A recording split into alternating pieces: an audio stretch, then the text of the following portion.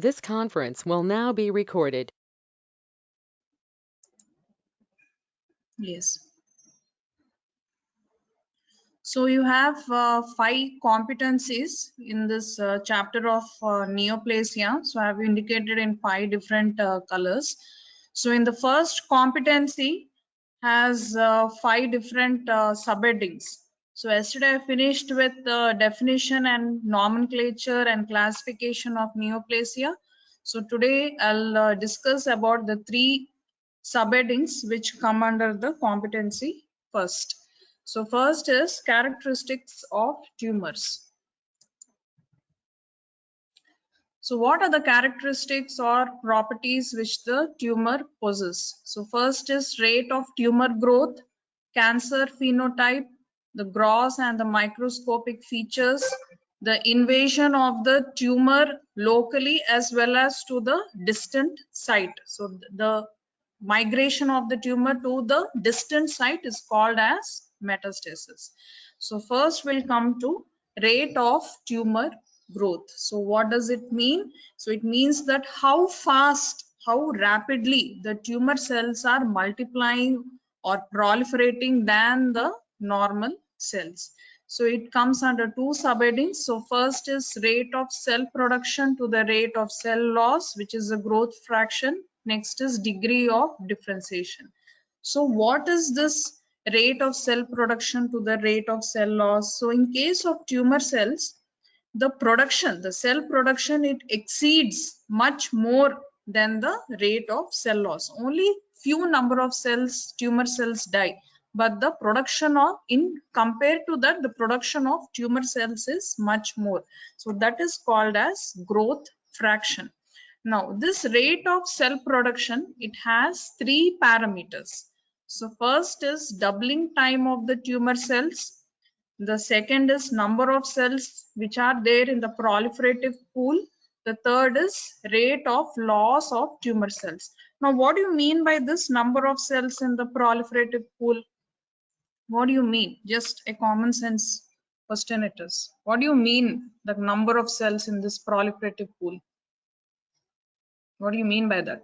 Because yesterday I just gave one explanation regarding this. If you have heard yesterday's class, what do you mean proliferative pool? That is number of cells which are there in the cell cycle so that it can multiply. And rate of loss of tumor cells is the number of cells which are not there in the cell cycle and they are lost, they are exit from the cell cycle. Okay. Next, coming to this doubling time of tumor cells. So what do you mean by this doubling time of tumor cells? So you can see here. So the amount of time it takes for this single or one tumor cell to divide into a group of cells such that the mass which is formed here, it is double in size of the previous mass. So that is called as doubling time of the tumor cells. Now you can see here this tumor cell has undergone 30 doublings so that the mass of the cell is double in size. So what do you mean by 30 doublings? That means to tell it has undergone 30 cell cycles. For example, one tumor cell was there in the cell cycle and has given rise to 2 daughter cell. That is one cycle. Now the 2 daughter cells are there in the cell cycle and it is giving rise to another 4 daughter cells. That is the second cycle.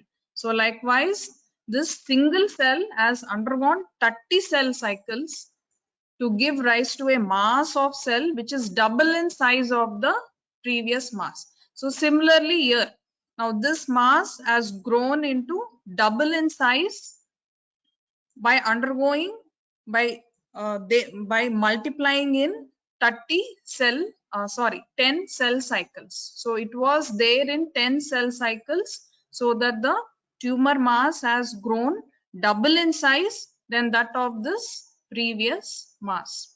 Okay, so at this stage the tumor may or may not spread to a distant site, whereas when it is in this stage, there is definite chance for the tumor cells to migrate to a distant site. So do you understood what do you mean by doubling time of the tumor cells? Yes or no? So here the single cell has undergone 30 cell cycles to form this mass of cell, and this mass of cell has undergone 10 cell cycles, that is 10 doublings, to form this group of cells. Okay.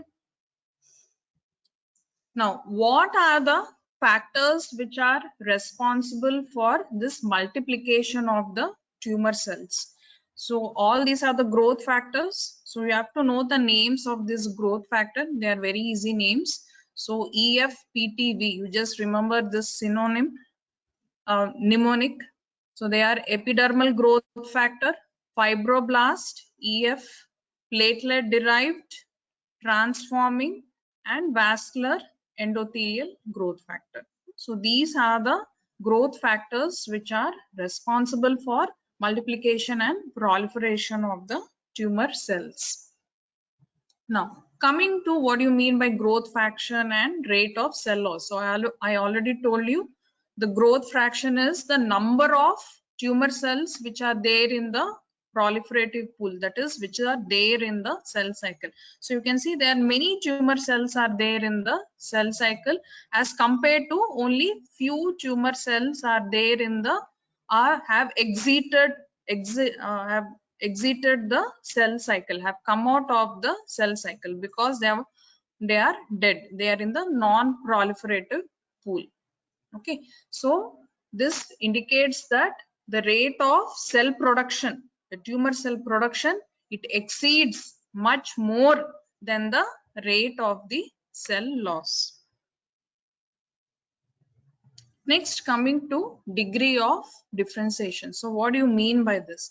So it's the extent to which the tumor cell or the neoplastic cell, both means the same, they are the synonyms, which resemble the normal cell both morphologically, architecturally, as well as to some extent functionally. So that is the meaning of differentiation.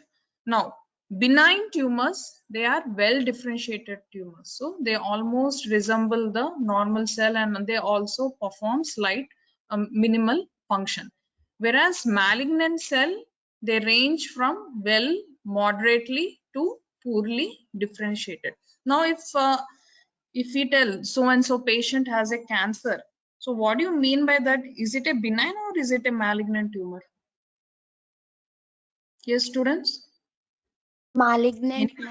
Yes, tumor. yes, yes, very, yes. So cancer means it's a malignant tumor. So cancer is a layman's terminology. So actual for doctors or for its a pathology term is malignancy. Okay. So this can range. It can be well, moderately, and poorly differentiated. Now, if this malignant tumor does not, the cells does not at all resemble the normal cells in morphologically, architecturally, and functionally, those cells are called as undifferentiated cells. So such tumors are called as anaplastic tumors, and they are highly aggressive tumor. Okay, the survival rate of the patient will be very, very low, very poor prognosis. Now, the picture description I will show you. Okay, so these are the what architecture I'm showing here. Yesterday I have told different patterns. So what pattern is this? Assigner pattern, ma'am, first one. What pattern, ma? Just I think think over again. it's What assigner, ma'am. SNR you told, huh? Hello? Yes, ma'am. Yes? Yes, No, ma'am. no, no. No, no, it's not SNR. See again. Vole like? No, no, no, not Vrol. Vrol is different mind. The mesenchymal thing I told you. Okay. This is the epithelial tumors. So just think. Cyst, ma'am. No, ma, cyst is very large, no? You're telling the Nest wrong pattern. terms. Yes? You just name all the patterns you heard yesterday. Nest pattern, ma'am. Pardon, ma? What you told? Yes? What did you tell? You just make mistakes. Don't worry. Nest, ma'am. No, it's not nest. See here. Just see the arrow. Your histology, you just think about your histology. It's a glandular pattern. I know it's difficult because yesterday only you saw the very first picture. For me, it's 20 years is over. So for me, all this is ABCD. So it will take time. It's a glandular pattern. These are the two glands you're seeing here. Okay, they are lined by columnar epithelial cells and small central lumen is present. Okay, it's a glandular pattern. So don't worry. Okay, you're not going to become a pathologist. You need not identify the pictures, but you should just have the idea. So you have to draw. So you should know how to draw a glandular pattern, how to draw whorls. Okay. So these two are the normal glands. Okay. So B means benign, M is malignant. So can you see this gland here? Is it resembling the normal gland? Can you see the architecture here? Is it resembling? Somewhat it has close resemblance. So here you have columnar cells. This is the nucleus and this is the cytoplasm. You have the central lumen here. So it is definitely resembling the normal glands in architectural wise. Okay. Now, so this is a well differentiated gland which is commonly seen in benign tumors. Now can you see these pictures? So from these pictures, can you just tell which can be well differentiated? Well differentiated. Is it the first one, second, or third, or fourth? Which are the well differentiated, which is somewhat closely resembling these two glands? First one, Yes, you ma'am. just make him. Yes, very good. The first one. Okay, it's somewhat maintaining the glandular architecture. Okay, so these are well differentiated malignant glands. Now, cytology, how to differentiate, I'll be telling in the next slides. So, can you see this, the last one? Is it a well, you already told, is it a moderately differentiated, poorly differentiated, or anaplastic? Ma'am, anaplastic, The I last, think. yes, Plastic, ma'am. last, yeah, very good, because there is no glandular architecture also. They are there in just sheets. No, it's not at all resembling these glands also. Whereas, can you see these glands? It's somewhat close resemblance it has. Okay, not complete, but somewhat close. So this is moderately differentiated, and these are the poorly differentiated. Here also, not so close, but somewhat the outline is maintained. Now, it's very easy to identify well differentiated and anaplastic. Okay, but for moderately and poorly differentiated, we have some percentages. For example, like 25 to 75%. If it is composed, if glands are showing this kind of architecture, we keep it as moderately differentiated. If 25 to 75%, if the glands are showing this kind of architecture, we keep it as poorly differentiated.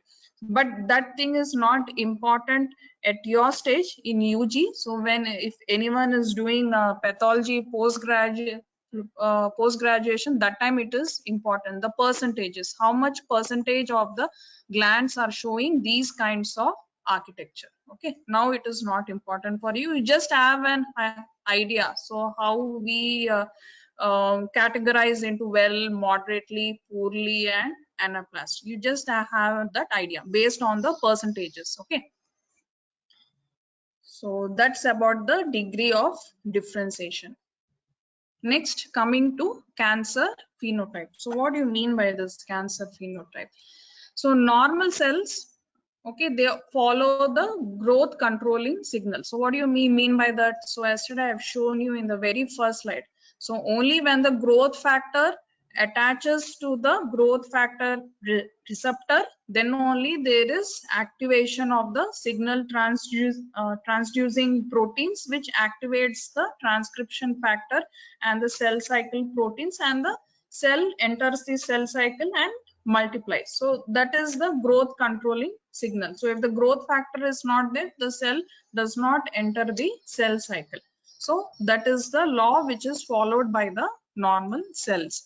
And there is always a balance between the cell production and the cell loss, that is the cell proliferation and the cell loss. So how much amount of cell are lost and or damaged, the same amount of cells come and replace. Okay, so always there is a balance, and all the normal cells, they perform a specific function which is assigned to them depending upon the organ.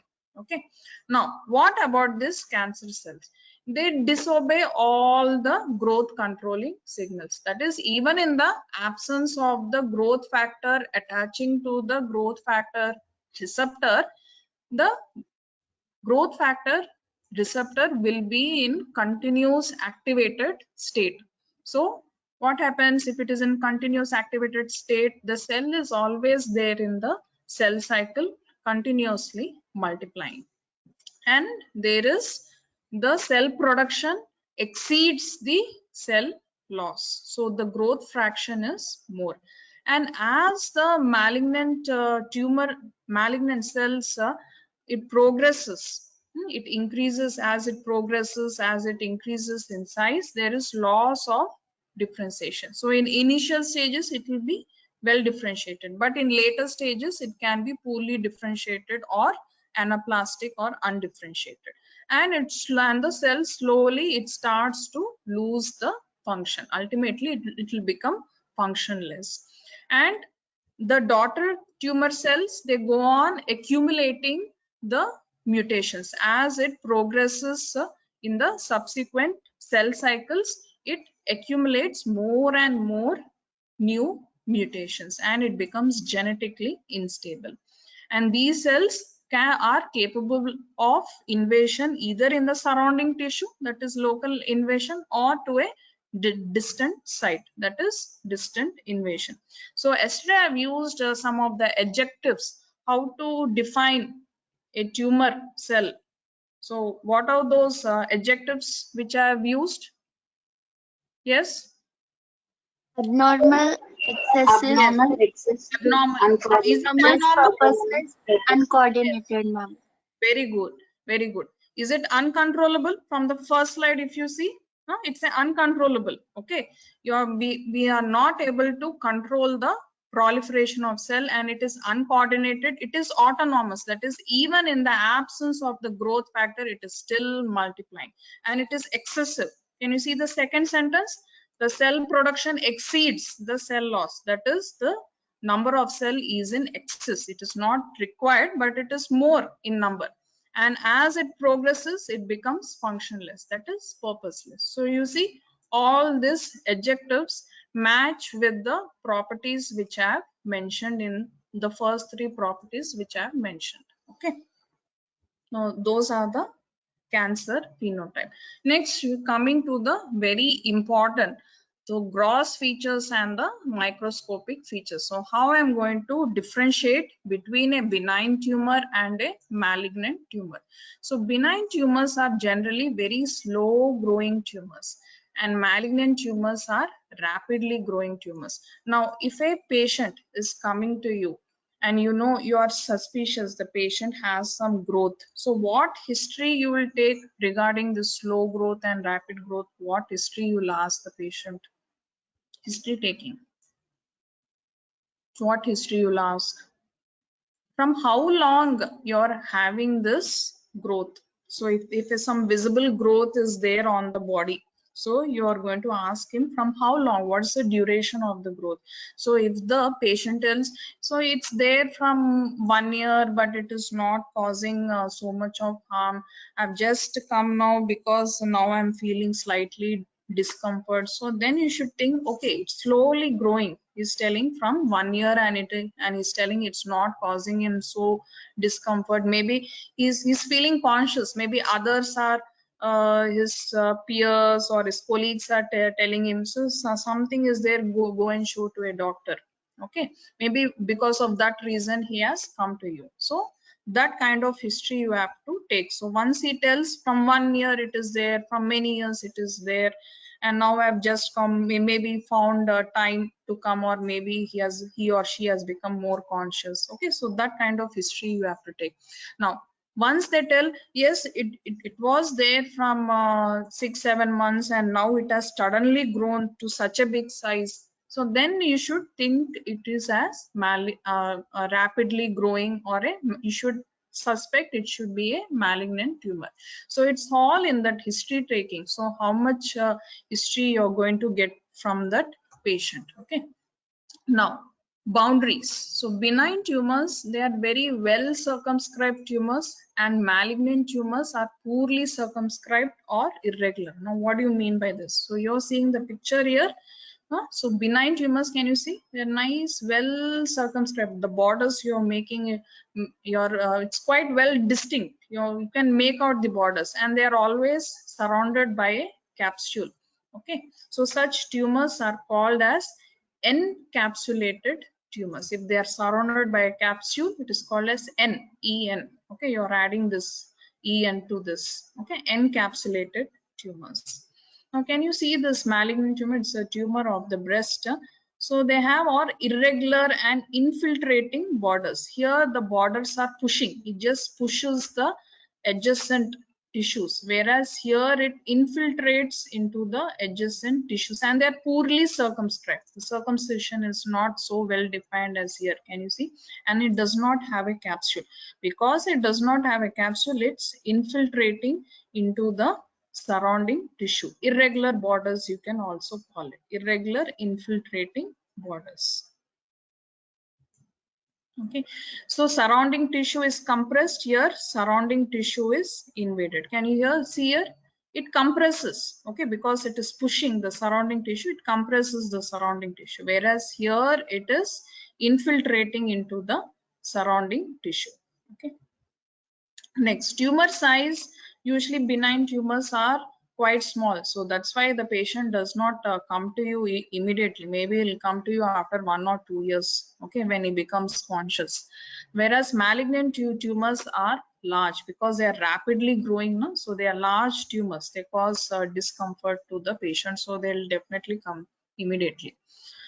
So secondary changes, they are less common, more common, that is necrosis and hemorrhage. So what do you mean by this? Necrosis and hemorrhage. So this is another thing I want to show you. You can see this is a tumor, small tumor, whereas malignant tumors are very large tumors. So well circumscribed, you can see. And here it is somewhat infiltrating into the surrounding tissue. So this is in case where the tumor is arising. You can see one terminology here. Yesterday I mentioned. What do you mean by leiomyoma? Myometrium. Smooth So muscle. what is, yes, smooth muscle. Very good. Myometrium you told correctly, but what is there in the myometrium? Smooth muscle. So a benign tumor arising from smooth muscle. So this is the term which is given, leiomyoma.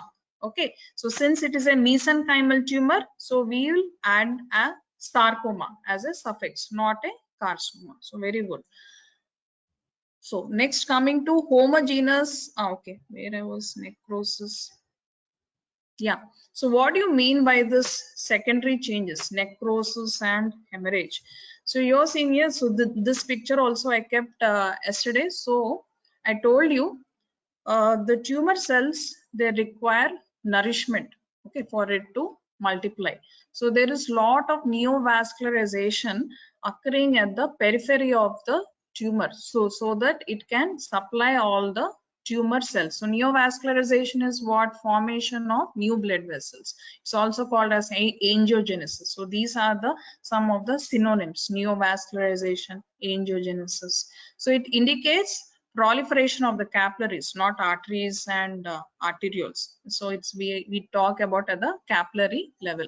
Now, for example, now this mass of tumor cell is becoming double in size than that of this mass, but the capillary supply is same.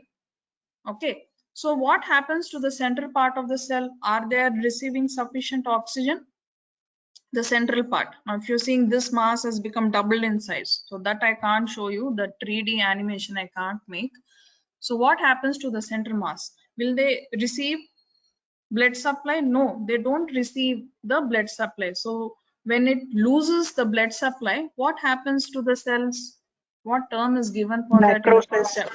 Very good, necrosis. So there is necrosis of the cell, which is seen in the central part of the cell when it is not receiving the blood supply. Okay, so that it's very common in case of malignant tumors. So because they rapidly increase in size, okay, and when they exceed, when they're not getting sufficient blood supply, they die. Okay, they come out of the cell cycle and they die. Next, what do you mean by hemorrhage? What do you mean by hemorrhage? Sometimes these blood vessels, they are at the periphery of these tumor cells. So what do you mean by that hemorrhage? What do you think? Just common sense. Okay, so this tumor cells, it compresses on these capillaries. You know, capillaries are very thin walled blood vessels. So what happens when it applies pressure on the capillary wall? The capillary walls tend to break. Okay, and there is extravasation of the blood into the interstitial tissue or into the tumor cells. You know what do you mean by extravasation, no? Yes or no? The blood coming out from the vascular compartment into the extravascular tissue or into the connective tissue. So that is called as extravasation. Okay, or the leakage of the blood into the tumor cells, into the adjacent tissue. Okay, so that's why there is lot of hemorrhage in the malignant cells, because these cells, they apply pressure on the capillaries, okay, which are just near to it. Okay, and because of that, the capillaries, they rupture and there is leakage of the blood into the surrounding tissue. So that is very common in case of malignant tumors. What do you mean by this? Homogeneous and heterogeneous. Now, can you see this? So this is a benign tumor. I've just increased the size of that picture. Otherwise, it's a small tumor. Don't think it's a very big tumor. Now, can you just tell which organ this can be? Heart, ma'am. No, not heart. See my arrow. Lung, ma'am. No, not lung. Next. Kidney. Yeah, very good. So it's somewhat, you can see bean-shaped organ. So that's why I'm telling, just see my arrow, how it is going. Okay, can you see the tumor? See the arrow here. Yeah, kidney. Can you see the arrow here? So this is the tumor. The tumor is on the medial side. This I don't know whether it is medial or lateral. So this I'm just showing the normal organ. Okay, this is a normal tissue of the organ and this is the tumor tissue. Okay, so which laterality, I don't know whether it is this side or that side. This I just took it from the internet. They didn't mention the laterality. Okay, whether it is right or left. Okay, so this I have just focused. For laterality, we have to see the renal pelvis. Okay, you have that from proximal to distal at the hilum. So what do you have from proximal to distal? Artery, vein and ureter. I just forgot. You just tell me anatomy. Vein, artery, and then renal pelvis. Vein, artery, and Vein, artery and ureter. Ma'am, Yes, renal pelvis. Yeah. So first, when any organ comes to us, first we identify the hilum. Okay, and then we will see what is coming in the proximal and what is coming towards the distal, what is superior and what is inferior, whether vein, artery, ureter or ureter, artery, vein. So depending upon that, we see whether it is right side and whether it is left side, and also the surgeon will mention from which side is removing the organ. Okay, so we correlate with all that and we'll come to one conclusion whether it is right or left. Okay, now you just concentrate here. This is a normal tissue and this is the tumor tissue. Now how it is appearing? It's appearing as if it is eating away the normal tissue. It is destroying the normal tissue. So can you see here the well circumscribed borders? Can you see how well circumscribed is? And this whitish part is a capsule. Okay, so this is a tumor tissue and this is the normal tissue. Can you see, is it well circumscribed? No, right? It is very poorly circumscribed and it is somewhat infiltrating here into the surrounding tissue, and you can't make out the capsule also. There is no capsule. So it's unencapsulated tumor. Okay, so this is encapsulated tumor, EN. This is unencapsulated, UN is added, tumor. Can you see the appearance? So this I kept it for the appearance actually. So all tumors, whether benign or malignant, appearance is gray white. Okay, so that's a color which comes very often in the morphological description of all the tumors. So it's gray white. Can you see the color here in a benign tumor? It has only one shade. Okay, only one shade it has, same color. So that is called as homogeneous appearance. Now here you can see, does it have the same color? In some places it is very dark red in color, in some places it is yellow in color. So yellow areas indicates necrotic areas. So dark red areas, it indicate hemorrhagic areas, and somewhere in between some gray white areas will be present. So different shades of the color. So for that the term is given as heterogeneous, or more appropriate term is the variegated appearance. So which is very common in case of malignant tumor. Now can you just this is a breast tissue. Okay, so can you tell which is malignant and which is benign? What is A? Ma'am, A is malignant, B is malignant. Very good, very good. Can you see nice wells, very distinct borders? Okay, and it looks like as if it is pushing the surrounding tissue rather than infiltrating. Can you see here this gray white? So I told you all tumors are gray white.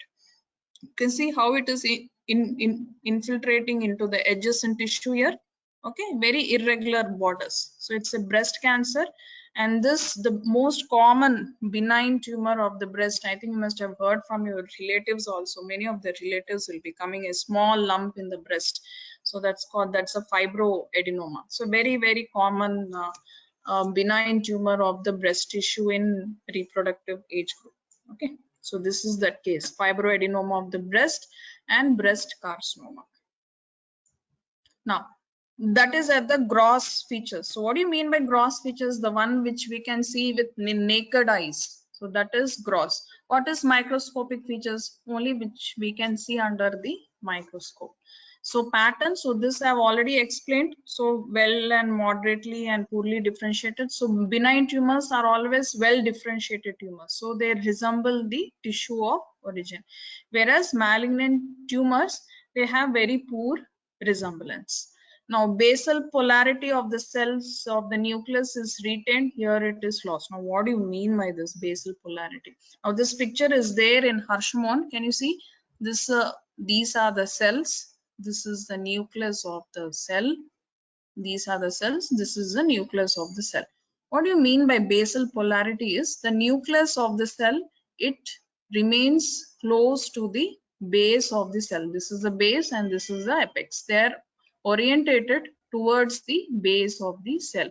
So that is retained in the normal cell as well as in the benign cells, because I already mentioned before, benign cells are well differentiated. They resemble the normal cells both structurally as well as architecturally. So that point, that statement I made it before only. Whereas can you see here the nucleus is at the different levels in the cytoplasm. So they are not close to the base of the cell. So that means there is loss of basal polarity. Okay, next, pleomorphism. It's mild and marked. So what do you mean by this pleomorphism?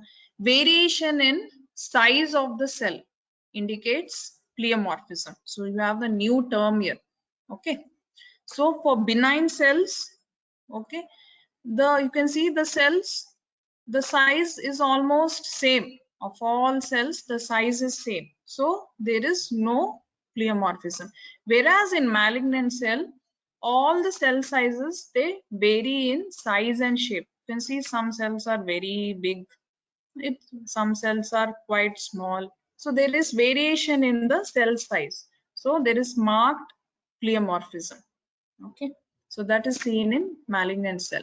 Next, NC ratio is low. Here NC ratio is high. So what do you mean by that?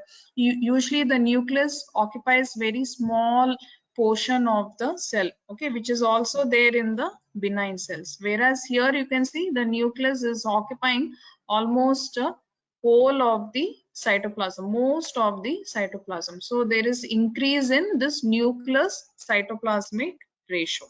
Okay, the numerator is going more than that of the denominator, so it's usually high.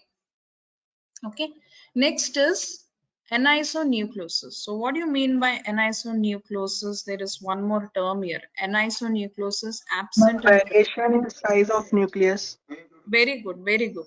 So please don't confuse with pleomorphism and anisonucleosis. Pleomorphism is variation in cell size.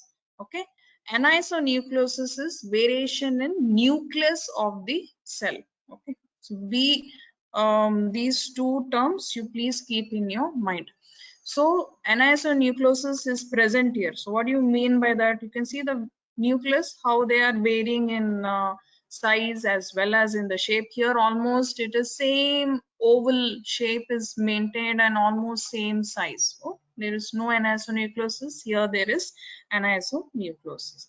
And next is hyperchromatism, that is increase in the chromatin content of the nucleus. So it is absent in benign cells, whereas the chromatin content is increased in case of malignant cells. So the nucleus appears more purple, okay, and here it will be light purple. So you can see now, I think I should have kept that picture. If you can see this picture which I have kept, can you see now? Okay, so there is lot of variation in the nucleus of the cell. They're almost occupying the whole of the cytoplasm. Can you see almost this purple, all this purple shades are the nucleus. So it's almost occupying the whole of the cytoplasm, and in between you're seeing some normal glands. These are the normal glands and this is the malignant gland. You just compare how the normal glands are looking or how the malignant glands are looking. And here you can see only the nucleus of the cell. All these purple dots are there. All this is nucleus of the cell. There it looks more purplish. That means to say the chromatin content is more. Here also you can see the chromatin content is more. Okay, just don't think here also chromatin content is more. This I have just the color contrast I have increased, so that's why it is appearing more dark. So where were we? Yeah, here. So hyperchromatism absent, hyperchromatism present. Next, mitosis. Normal mitosis will be there. Here atypical mitosis will be there. So what do you mean by this atypical mitosis? So you can see this normal bipolar mitotic figure. This is normal mitosis. This is tripolar, this is quadripolar. So these are atypical mitotic figures, which is you can see in a malignant cell. This will be seeing in a benign cell, as well as in malignant tumors you will see bizarre cells. You can see this is all one somewhat a different shape of the cell is there, and somewhat bizarre or different shape of the nucleus itself. So bizarre cells as well as tumor giant cells. So the cell will be very large in size, it will be very large, and you will have multiple nucleus. So this is called a tumor giant cell, which is seen in malignant tumor, and it is absent in case of benign tumor. So all these four things will be absent. No atypical mitosis, no bizarre cells, no tumor giant cells. Okay, only we'll find normal mitotic figures. Now, those are the cytological features. So what are the cytological features? First is pleomorphism, anisonucleosis, nucleocytoplasmic ratio, hyperchromasia, basal polarity, and mitotic figures. Okay, and any bizarre cells or atypical mitosis and tumor germ cell. Those all are the cytological features. Now, what are the other features, differences between benign and malignant? So local invasion, so benign tumors, they don't infiltrate into the surrounding tissue, okay, they just compress the surrounding tissue, so no local invasion. Whereas malignant tumors, not only local invasion is present, but also metastasis is present. And malignant tumors, they invade the lymphatic channels, the blood vessels, and including the nerves also they invade. So prognosis is very good in benign tumors. Why? Because they're almost structurally, architecturally, functionally, almost they resemble the normal cells. So they are quite good. The only problem is that the patient will come to you since the growth is causing some discomfort to the patient, or is become more conscious of it, or when others are telling him go and show to a doctor. Only that time he will come to you. So because it doesn't harm the body functions, so prognosis is good only if the growth is removed, that's sufficient. Whereas malignant tumors, the prognosis is poor. Now, those are the differences between benign and malignant tumors. They are very, very important. Okay, it's a very favorite question which they will ask you in Viva, and very favorite question in your theory papers. So if you keep a formative assessment, definitely it will come. So next, what do you mean by these terms, dysplasia and carcinoma? So as you know, death of the cell you told necrosis, and the cell you call it as a necrotic cell. Now, if a cell shows all the cytological features of malignancy, those cells are called as dysplastic cell, or it is dysplasia. Okay. Now, if you can see here, this is an ectocervix. Okay, the ectocervix are showing some malignant cells, or we call it as dysplastic cells. I'll tell you when we call it as malignancy. Atypical cells also we can call it. So what do you mean by dysplasia? Like if you can see this, there are 3 grades here. In detail you will learn in cervix chapter. Cervical intraneoplasia, intraepithelial neoplasia 1, 2 and 3. So what do you mean by that? If dysplastic cells or atypical cells showing all the cytological features of malignancy occupy the lower 1/3 of the epithelium, then it comes under SIN1. If it occupies up to middle 2/3, it is called as SIN2. If it involves whole of the epithelium, can you see all this dysplastic cell here? You can see giant cell. Okay, you have 2 nucleus here within one cell. If it involves whole of the epithelium, then it is called as SIN3. So what do you mean by dysplasia? Is a cell, atypical cell showing all the cytological features of malignancy is called as dysplastic cell. And when the dysplastic cells involves whole of the epithelium without invading into the underlying connective tissue, then it's a carcinoma, but it is carcinoma within the epithelium. In situ it is called as carcinoma in situ. Okay, and only when it invades, can you see the invasion here?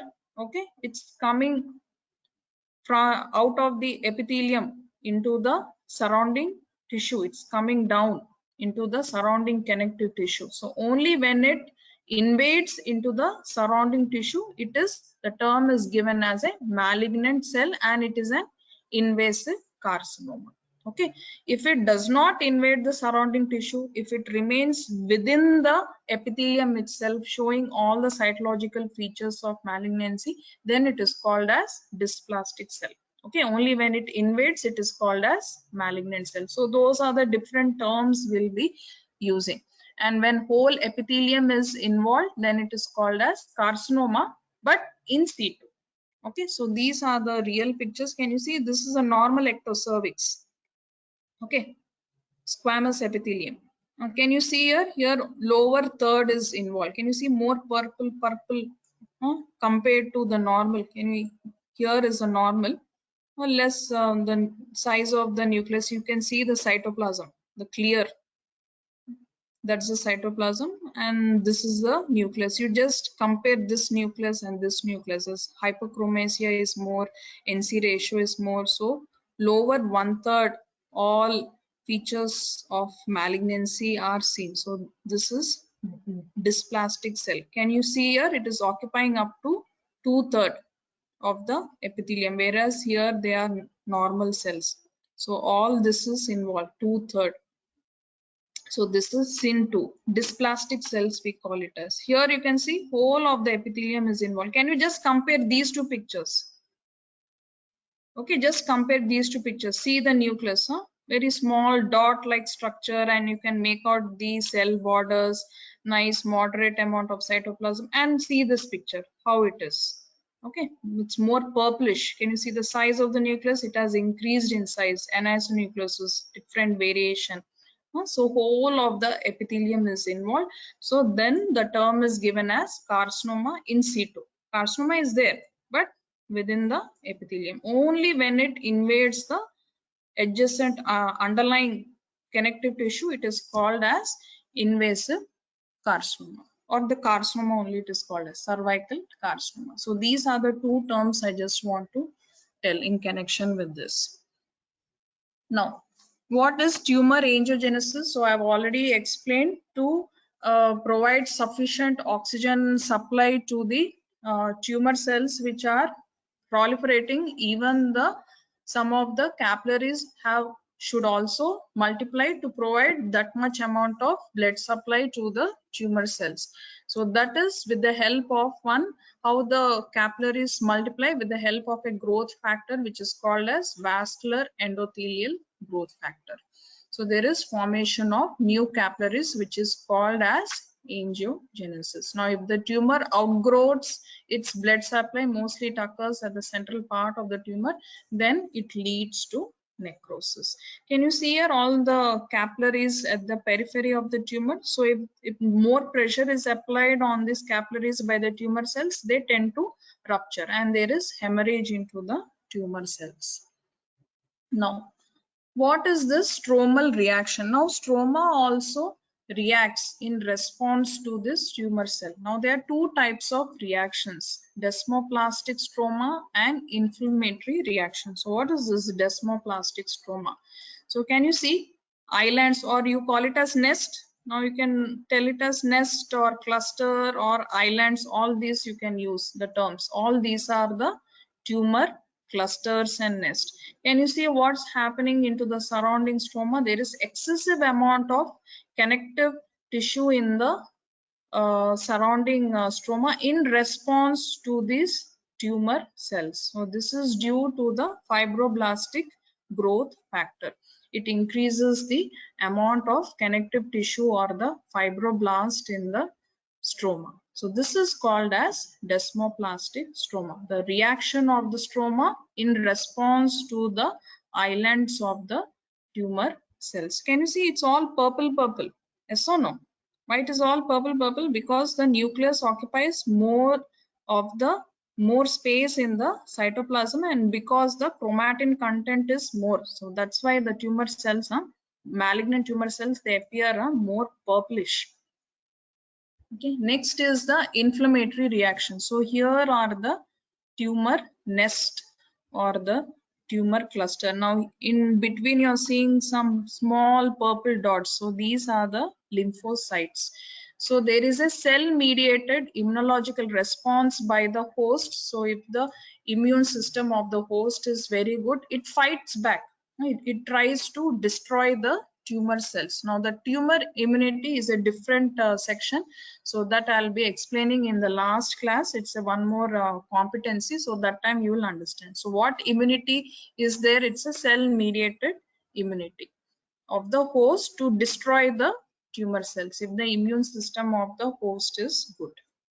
So these are the two reactions which is seen in the stroma. All the lymphocytes will be present in the stroma. Next, so we finished definition nomenclature yesterday, characteristics of tumors, the difference between benign and malignant tumor. So last is invasion and metastasis. So 10 more minutes.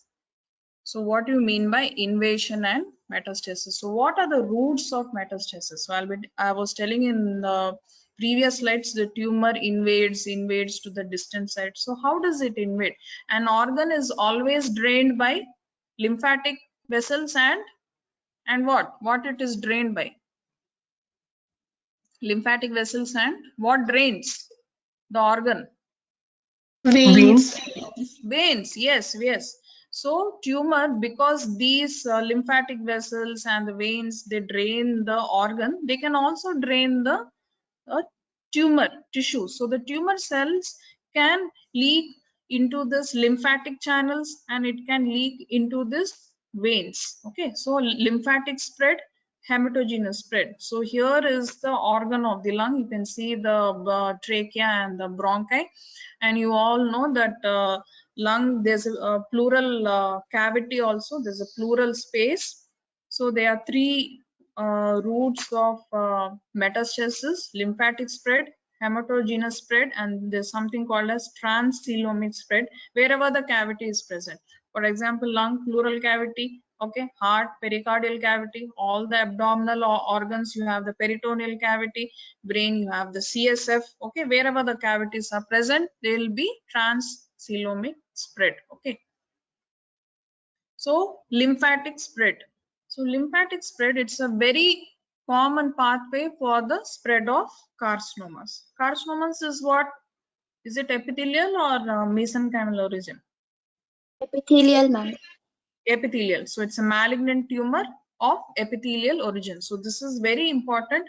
The early spread of carcinomas is always through lymphatic spread. So however, there are some exceptions that you will see in your specific systemic chapter, and it's not important at your level also. So when you reach the PG period, that time only it is important, not at this stage. So it doesn't mean that all carcinomas spread through lymphatic. There are some carcinomas which don't obey the law, they spread through hematogenous route, but at MBBS stage, we always teach the common things. Okay, we don't teach the less common things and rare things. So when you reach the PG period and when you think, acha, that time ma'am told it is common, and now here it is written even hematogenous. So always in MBBS period, we teach only common things. The less common things, it's for the PG period. Okay, and the rare things is when we start practicing. Okay, so those are those three different levels. Okay.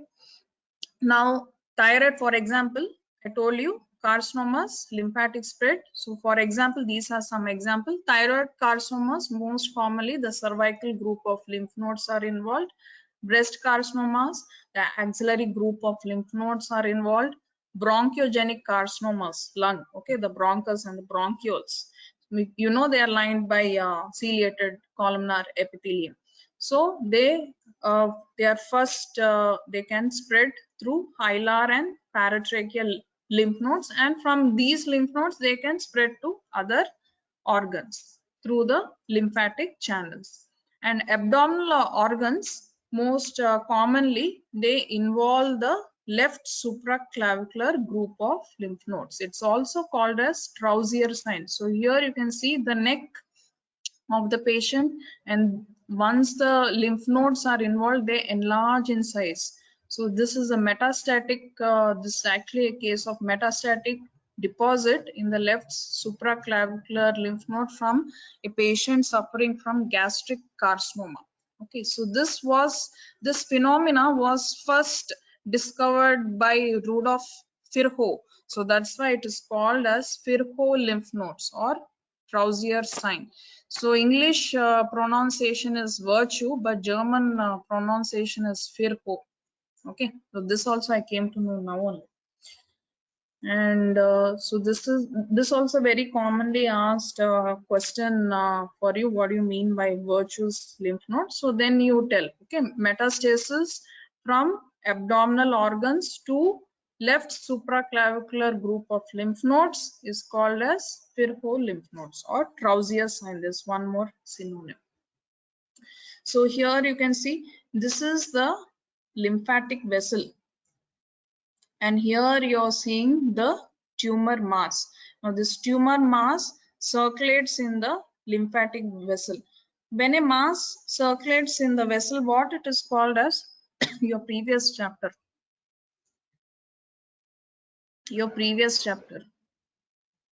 When it circulates in any mass, intravascular embolism. Yes. So here also this is called as tumor emboli. Okay, because it will circulate in this lymphatic vessel to a distant site. You call it tumor emboli. Good. So that's how you should know how to connect different chapters. Now, what do you mean by sentinel lymph nodes? So here you can see this is the breast tissue, and here you have the primary tumor. So wherever the tumor originates, it is called as primary tumor. Wherever it is going to a distant site and growing in a distant site, that is called as secondary tumor or a metastatic tumor. Okay, those are the synonyms. So here you can see the tumor tissue. So the first group of lymph nodes which drain the tumor tissue, that group of lymph nodes, it is called as sentinel lymph nodes. So why do you think it is important? Can you just think why, as a surgeon, if you think why a surgeon should know which group of lymph nodes drain first? Why do you think? Just think it. Think Ma'am, over. to know original site of metastasis. Yes. See, if a surgeon removes this primary tumor along with the first group of lymph nodes, if he removes even this, then there is no chance of tumor cells to spread to other sites. So that's why always whenever a malignant tumor is removed, always the whatever lymph nodes are there which is draining that tumor site, all those lymph nodes have to be removed. That is a very important. That's why the lymphatic drainage and the blood supply of different organs are very important, I think, which you have already done in your anatomy. So anatomy is very important for a surgeon as well as for a radiologist and also pathologist also. We also have to know. Okay. So removal of the first group of lymph nodes draining the tumor, it is called as sentinel lymph node, and this, as a surgeon, you have to identify and remove it. Next, coming to hematogenous spread. So it's the most common pathway of spread for sarcomas and late stages of carcinomas, malignant mesenchymal tumor. Okay, and late stages. And you are all told veins where are the blood vessels where the tumor cells circulate, and this it's not only because it drains the tumor tissue, but also because the walls of the veins are thinner than that of the arteries. So it is very difficult for tumor cell to penetrate the thicker wall of the arteries. It is very easy for them to penetrate the thinner walls of the veins. So veins are the one which is commonly involved. So the tumor cells that enter the systemic veins, which are the common sites of metastasis, where all the tumor can go and find a metastatic region or a deposit. So very common is the liver, followed by lungs, LL, BB, bone, brain, kidney, and adrenals. So whenever a patient comes to you, for example, as I've mentioned here, prostate cancer. So whenever a prostate cancer patient comes, always a bone scan has to be done. Prostate cancer, they tend to metastase in the axial skeleton. Okay, the whole bone scan of the body is done for a prostatic patient. And for gastrointestinal tumors, gastric carcinomas or intestinal carcinomas, a liver scan also has to be done. It's it's compulsory just to know whether the tumor has metastasized to that organ. So that's why you should know which are the at least first five organs which are involved when there is a primary tumor at a different site. So this liver, lung, bones, brain and kidney, very common. Adrenal is the last, less common, but these are the more common. So first five you should remember. So for specific tumor also, there are specific sites where the tumor metastasis. You can just remember 3 examples at this stage. So gastrointestinal tumors, most commonly through the portal vein, it circulates and it involves the deposits are formed in the renal veins to the bone, prostate cancer to the axial skeleton. So here are some of the pictures I want to show you. So this is a vertebral column, patient from the prostate cancer, and all these gray white areas are all the deposits. So always secondary tumors, multiple deposits will be there. If it's a primary tumor, one single growth will be there. Okay. Here you have multiple deposits. So this is the brain tissue, and here you have the deposits. This is a liver organ, and all these gray white areas are multiple deposits from the primary site. This is a lung. All these gray white areas are the multiple deposits. This is the adrenal. So this gray white area are the tumor tissue. Next, transcoelomic spread. So carcinomas, they invade the serosal wall of the coelomic cavity and via the fluid, that is, for example, pulmonary carcinoma has invaded the pleural space, and via the pleural fluid it can get implanted either in the adjacent lung tissue, or nearby you have even the pericardium also. Okay, it can invade even there. Next, stomach carcinomas, most commonly it spreads to the peritoneal cavity. From there it can involve the ovaries. Most common it is ovary is the secondary site for stomach carcinomas. And for ovarian carcinomas itself, there can be multiple deposits in the peritoneal cavity. So bronchial carcinomas I have already mentioned, pleural cavity, missed out the earlier. Now, malignant tumors of the brain from right hemisphere, it can spread to the left hemisphere or to the spinal cord via the cerebrospinal fluid. Okay, so these are the examples of transcoelomic spread. Now, lastly, the very important as a physician you should know is mechanism of invasion and metastasis. So 2 more slides. So here you can see the tumor normal cells, how the normal cells are attached to each other. This one protein called as E-cadherin protein. So this helps the tumor cells to attach to each other. So these are called as adhesion molecules. So what is happening in the malignant cells? So the gene which is responsible for synthesis of this E-cadherin protein, there is mutation in the gene. So this E-cadherin molecule is not synthesized. So once there is E-cadherin molecule is not there, so what is happening? There is loss of adhesion between the cells, resulting in the loosening of the tumor cells. They become more mobile. Okay, they are freely mobile. Okay, that's the first stage. Now, second, what happens? The tumor cells has a enzyme which is called as collagenase enzyme. So collagenase, as the name suggests, collagenase means it will damage, it will destroy the collagen of the basement membrane. So you all know the basement membrane is mainly composed of collagen. So while damaging the basement membrane, the tumor cells, it comes into the underlying connective tissue where the extracellular matrix or the connective tissue matrix of proteins are present. Now there is one more factor in the tumor cells which helps the tumor cells to move to a just adjacent site. So that is called as autocrine motility factor. So it helps in the migration of the tumor cell to the adjacent site. Okay, so first is loosening of the tumor cells because of the disruption or loss of E cadherin.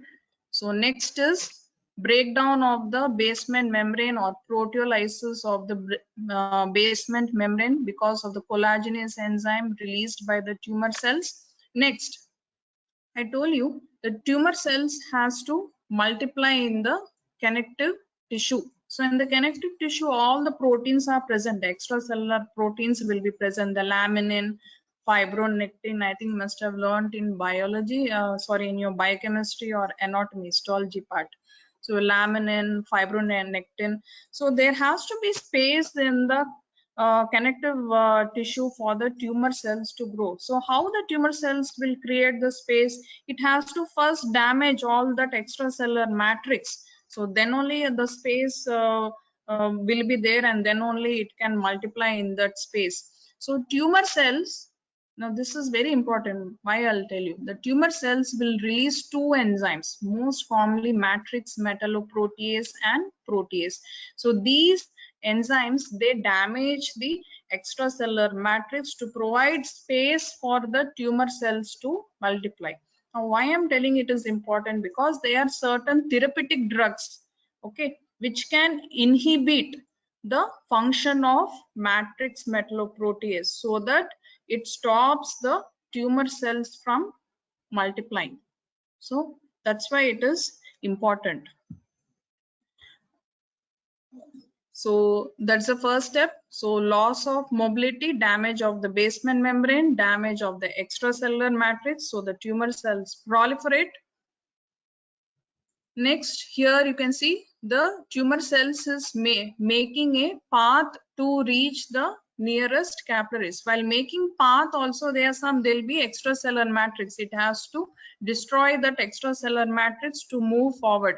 Now if someone wants to create a road across a forest, so what we will do? We have to do deforestation, yes or no? Okay, so that we can put a road there to go to other side of the forest. So in the same way, the tumor cells, if they want to reach the nearest blood vessel for metastasis, they have to make a paved path. So while doing so, it will damage the extracellular matrix and reach the adjacent or nearest capillary. And here also the capillaries, they are lined by basement membrane. So first it has to breach the basement membrane. How it will breach? It has that collagen enzyme. Okay, it has a weapon within it to damage the breach the basement membrane and come into the intravascular compartment. Now in intravascular compartment, it needs one transportation, yes, to go to a different site. So you have the lymphocytes. The lymphocytes will have a surface molecule on its surface, which is called a CD44 molecule. So this molecule attaches to the tumor cells. So a tumor lymphocyte emboli will be formed, as well as tumor cells, they attach to the platelets. So a tumor platelet emboli will also be formed. So this tumor platelet emboli transports the tumor to a distant site. So it helps in the survival of the cell, as well as it helps the cells to implant at the different site. So that's the function of tumor platelet emboli. So this process of getting implanted to a distant site is called as tumor homing. So this is one more term. So what do you mean by tumor homing? So at a distant site also, here also it has to come out of the vessel.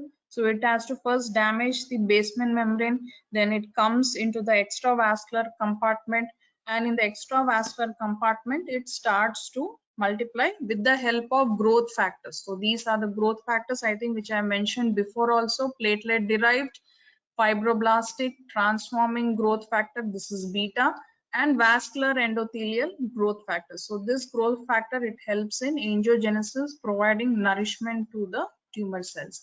And when the host defense mechanism fails, the tumor cells continue to multiply. What are those host defense? I'll tell you in tumor immunity in the last class. Okay, so this picture is there in Harshamon. I didn't like this picture at all. So this picture is there in Robin. So Robin is good for all the pictures. Okay, so you can see the tumor cells here. You can see how they are breaching the basement membrane, coming into the extravascular tissue, and how they're breaching the basement membrane of the capillary and forming first a thrombus, and next it becomes an embolite, and it goes to a distant site. This picture I didn't like it at all, but it's from Harshamon. So that's about today's topic of neoplasia. I've just finished competency number 1, all these green fonts: definition, nomenclature, classification, characteristics of tumor, benign and malignant tumor, mechanism, invasion and metastasis. Okay, so next class will be on Tuesday. It's a very important class. Okay, molecular basis of cancer. I think you're all are feeling hungry, so I just want to make an announcement before you start eating, or I think you must be eating also now. So there's an exam, formative assessment